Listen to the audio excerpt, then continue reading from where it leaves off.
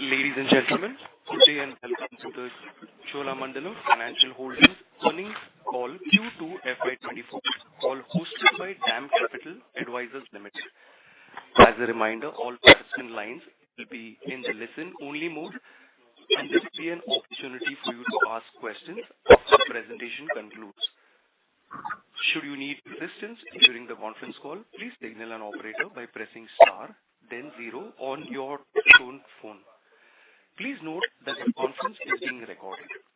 I now hand the conference over to Mr. Sanket Chida from DAM Capital. Thank you, and over to you, sir. Yeah, hi. Hello, and very good morning to all of you.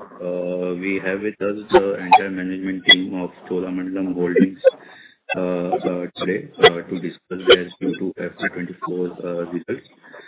From the management side, we have Mr. Sridharan Rangarajan, who is a non-executive director, Mr. N. Ganesh, who is manager and chief financial officer, Mr. V. Surya Narayan, who is a managing director of MS General Insurance, and Mr. S. Concall, who is a chief financial officer of MS General Insurance. Without further ado, I'll hand the call over to management for their opening remarks, followed by Q&As.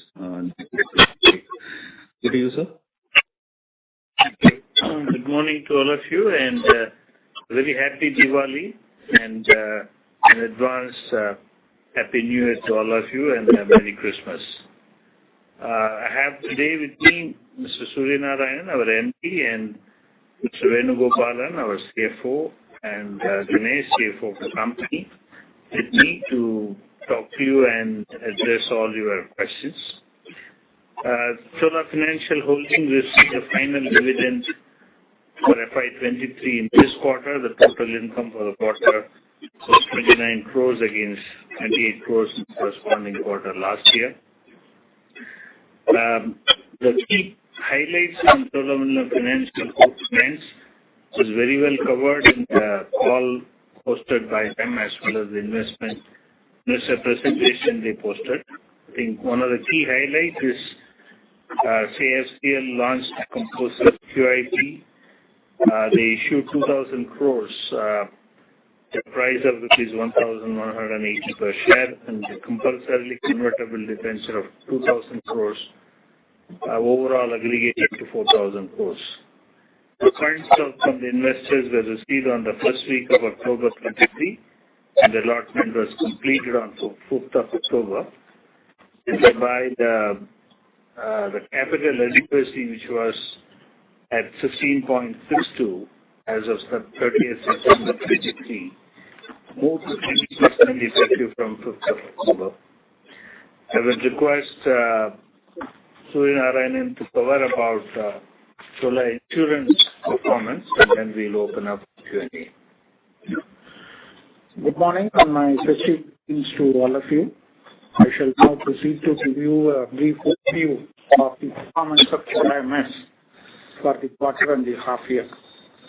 In quarter 2, Chola MS recorded a gross direct premium of 1,989 crores, with a growth rate of 35% as against the multi-line insurers' growth of 25%. The gross direct premium includes rupees 290 crores of crop insurance premium, taking the organic growth from other lines of business at about 15.3%. The expenses of management for Chola MS was 29.6% in Q2, as against 35.7% in corresponding quarter of previous year, which is a reduction of 6.1%. The claims ratio for the quarter was 73.84 as against 72.5 in the corresponding quarter of previous year. The quarter 2 claims also includes the crop-related claims provisioning and an increase contributed by about 1.1% from cyclone and NatCat event claims. The combined ratio 7 as against 112.39 in the corresponding quarter of the previous year. At the half-year level, Chola MS has recorded a growth of 52.8%, helping its market share to climb to 2.98% against multi-line insurers. The company has grown across all its channels. In its captive channels, business from the sister company and the insurance express outlets, our volumes grew by about 23.3%. Bank assurance grew by about 6% and growth of 29.7% from other channels. Chola MS investment portfolio corpus as at September was 15,649 crores and with an investment income of 538 crores for the half year. With no exposure to stressed assets, recoveries from the fully provided exposures in erstwhile stressed assets such as ILFS and Reliance would be recognized on cash basis as and when it happens. The PBT for the half year was 219 crores as against 28 crores in the corresponding half year. The ROE for the half year annualized has progressed to 14.61%. We'll now be happy to take any questions that you may have. Thank you very much. We will now begin the question and answer session. Anyone who wishes to ask a question may press star and one on their touchtone telephone. If you wish to remove yourself from the question queue, you may press star and two. Participants are requested to use handsets while asking a question. Ladies and gentlemen, we will wait for a moment while the question queue assembles.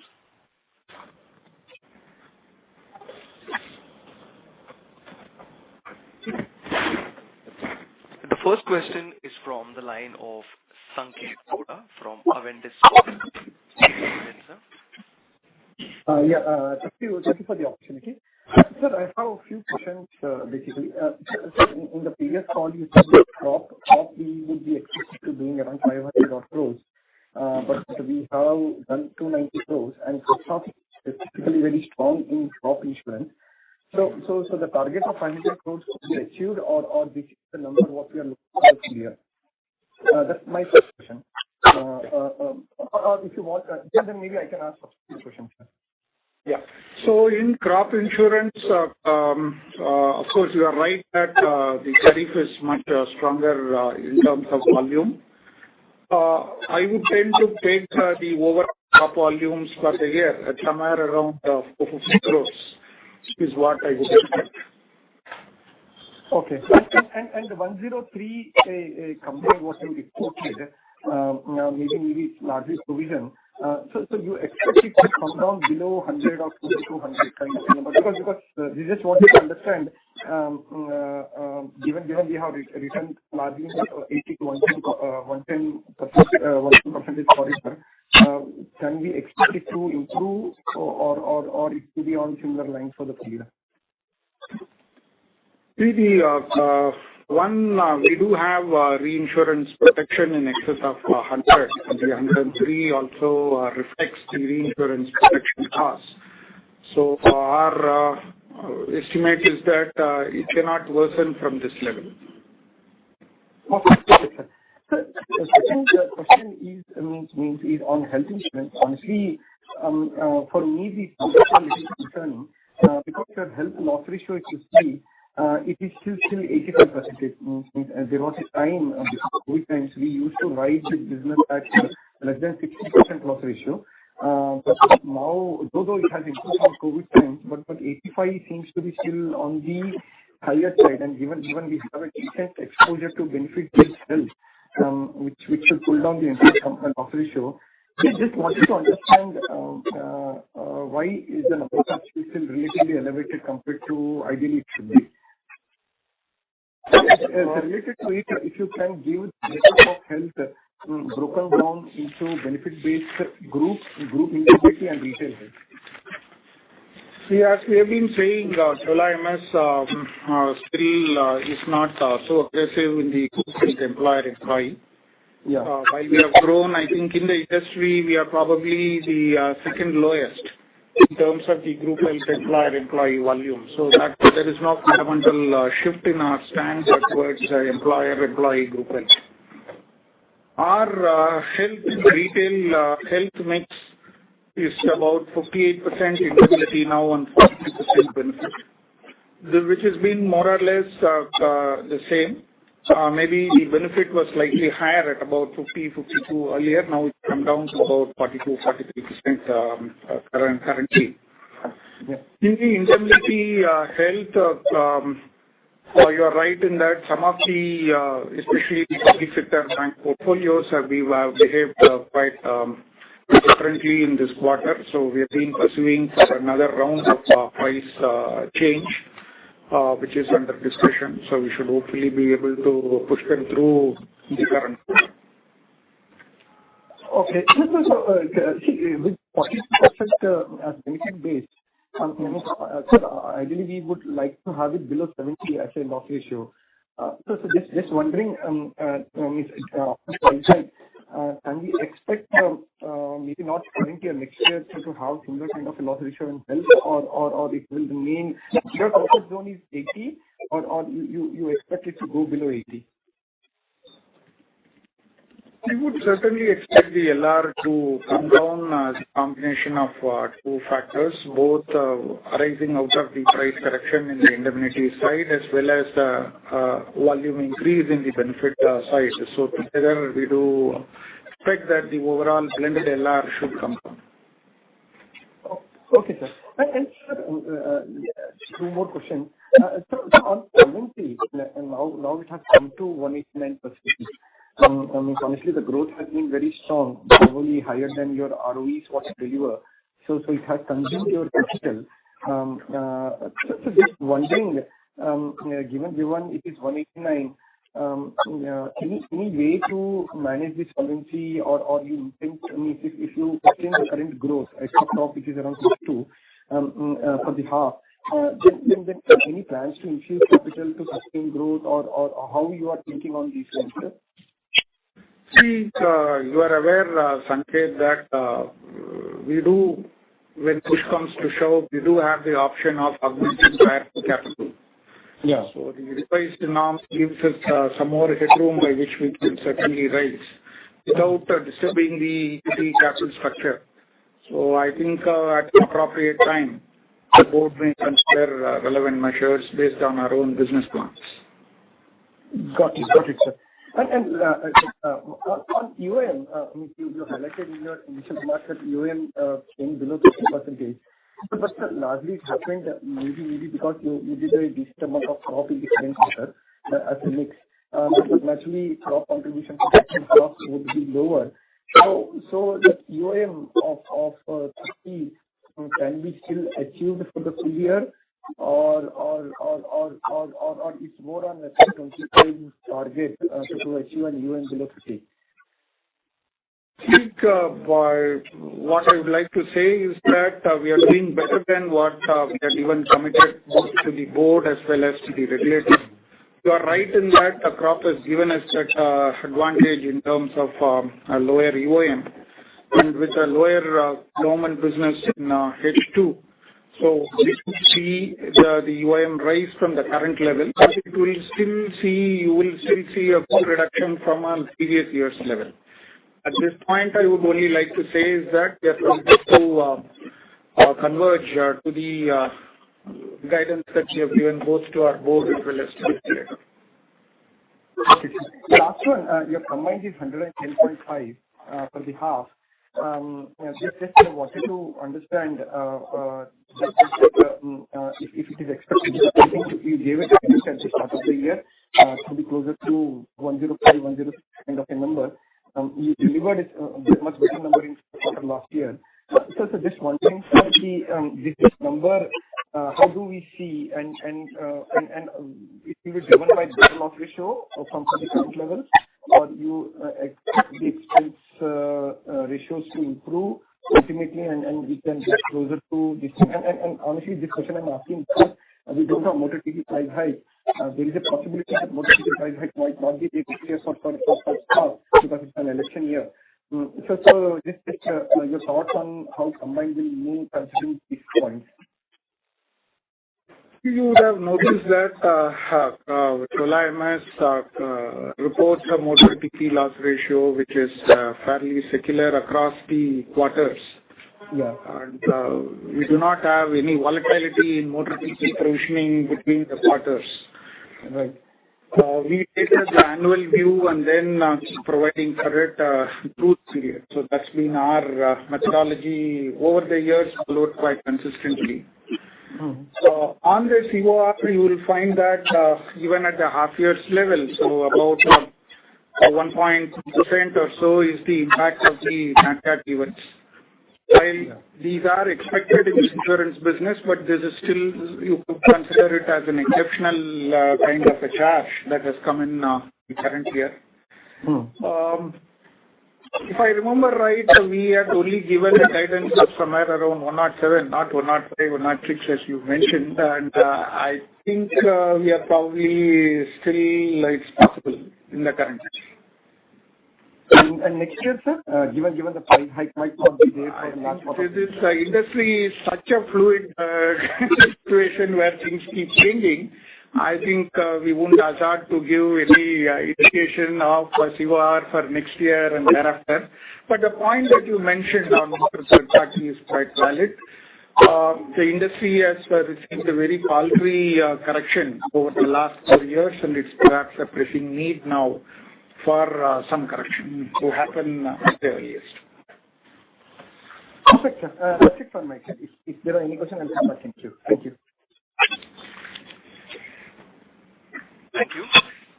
A reminder to all the participants, you may press star and 1 to ask a question.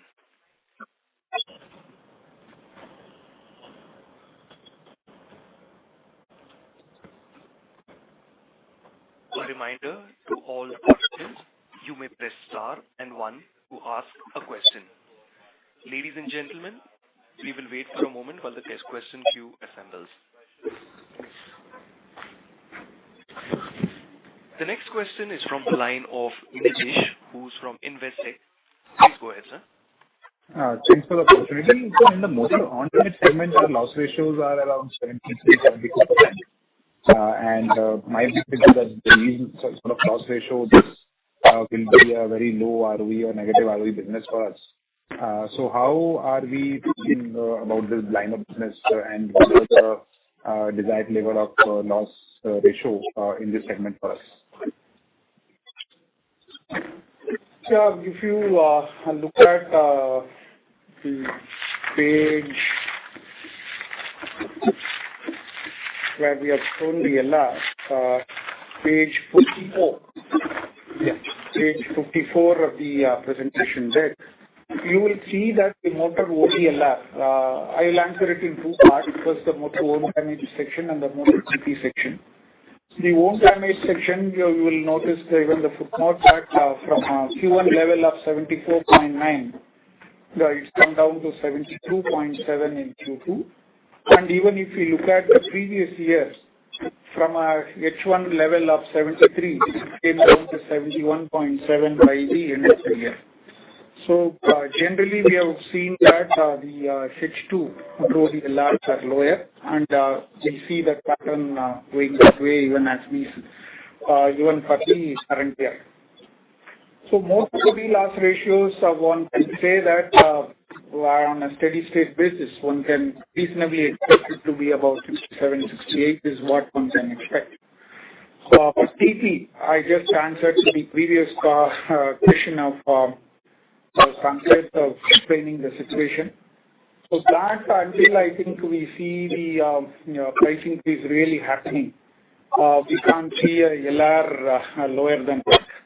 It's going to be very difficult to manage the LR below that.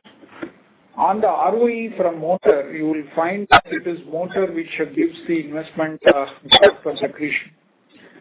And one will have to really look at it from that perspective on what kind of investment income is generated from the corpus coming from the motor business, and that's how the driver of the business in terms of its overall economic profitability should be determined.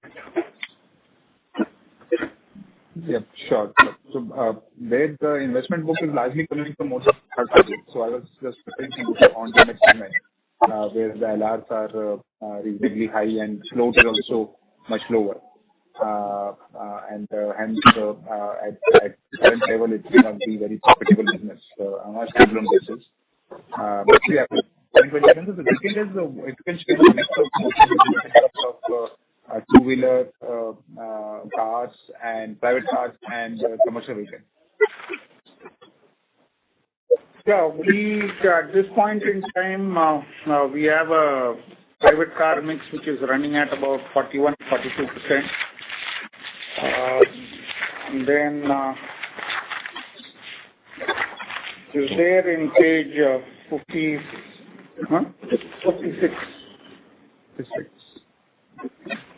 So you will find that the cars is at about 41.5%. Commercial vehicles is almost equally sized at about similar percentage, and two-wheelers is at about 17%.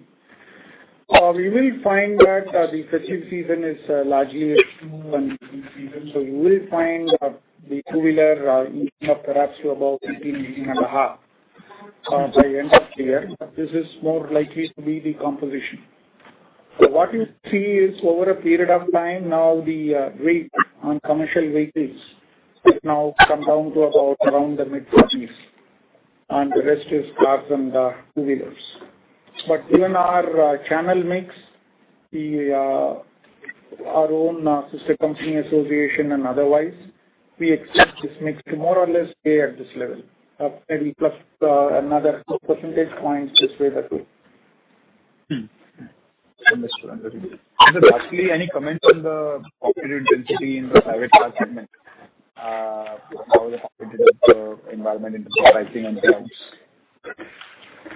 The competitive intensity is always there in the Indian market, and so it's always there.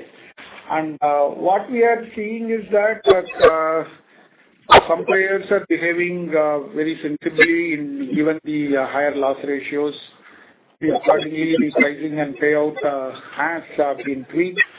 They have also gone down that path, and which is why you see some of the UM costs coming down. Even bereft of crop, we have seen a reduction in the UM, largely because we have toned down what we pay out in the market. So that much is there, and which has a direct effect on the growth. So if you look at the growth rate in motor of different players and related to the industry, you will get an idea.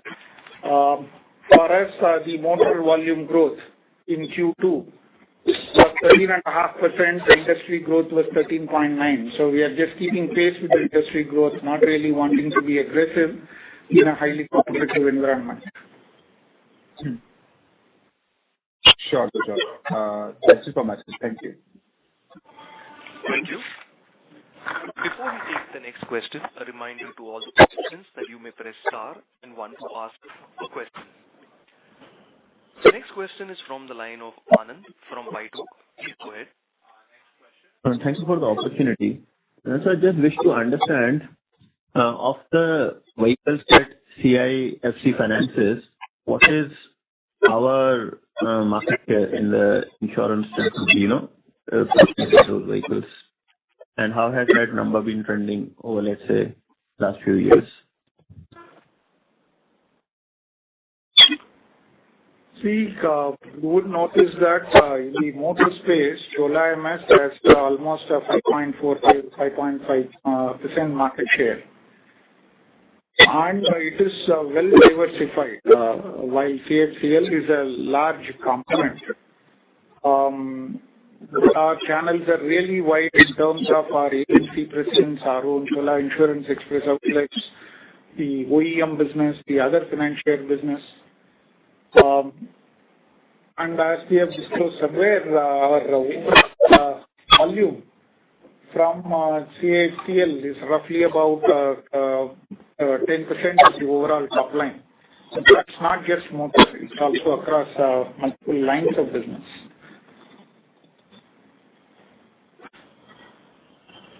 Sure. But sir, I was just trying to understand whether we have, let's say, first right of refusal of all the loans that Chola originates and the insurance that might be commensurately purchased in that entire transaction. Do we have first right of refusal, and what is our market share in the business that Chola does on the general insurance particularly the motor vehicle side?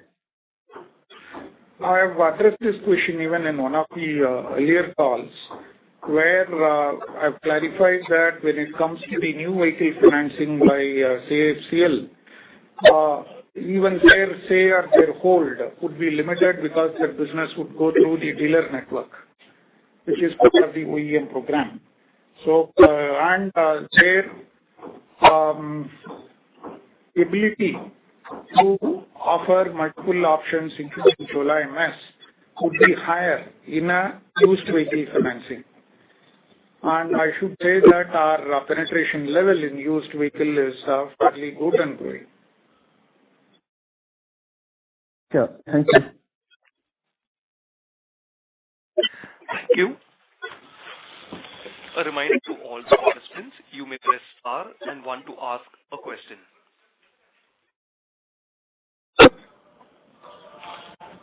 Ladies and gentlemen, we will wait for a moment while the question queue assembles.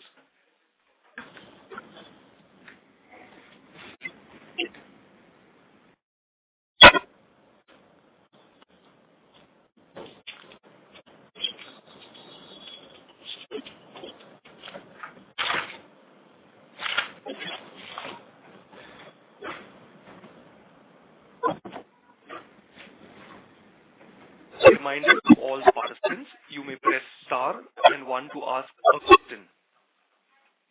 As there are no further questions, I would now like to hand the conference over to the management for the closing comments. Thanks, everyone. I think Chola MS has been growing well over the almost last 10 quarters. We have had a growth higher than industry. The various pieces of the jigsaw puzzle are now quite in place. So we believe the team is quite confident and optimistic about carrying this further into subsequent quarters. Thanks, everyone. Thank you. Thank you very much. On behalf of DAM Capital Advisors Limited, that concludes this conference. Thank you for joining us, and you may now disconnect your line.